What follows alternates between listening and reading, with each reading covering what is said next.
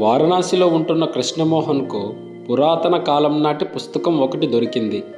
అతడు ఆ పుస్తకాన్ని అటూ ఇటూ తిరిగేసి ఒక పేజీ దగ్గర ఆగి చదివాడు. గంగానది ఒడ్డున ఓ ప్రాంతంలో మహిమలున్న రాళ్ళు ఉంటాయని, స్పర్శకు వెచ్చగా ఉండే ఆ రాళ్లతో ఏ వస్తువుని తాకినా అది బంగారంగా మారిపోతుందని అక్కడ రాసుంది. వెంటనే పుస్తకంలో రాసున్న ప్రదేశానికి వెళ్ళి రాళ్ల కోసం వెతకడం ప్రారంభించాడు కృష్ణమోహన్. ఒక్క రాయి దొరికినా తన జీవితం మారిపోతుందనే ఆశ అతడిది. నది ఒడ్డున వారం రోజులు వెతికినా విలువైన రాయిని గుర్తించలేకపోయాడు కృష్ణమోహన్. అయినా అతడు వెతుకుతూనే ఉన్నాడు.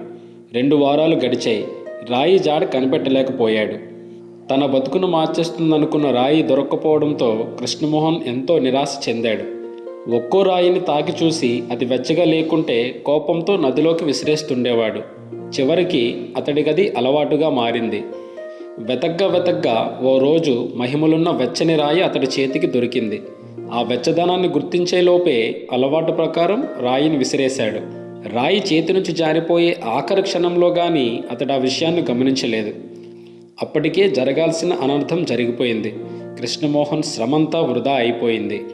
కాబట్టి అవకాశాలు అరుదుగా వస్తుంటాయి. వాటిని ఎంతో జాగ్రత్తగా గుర్తించి సద్వినియోగం చేసుకోవాలే తప్ప ఏమాత్రం అలక్ష్యంగా వ్యవహరించినా చేజారిపోతాయి.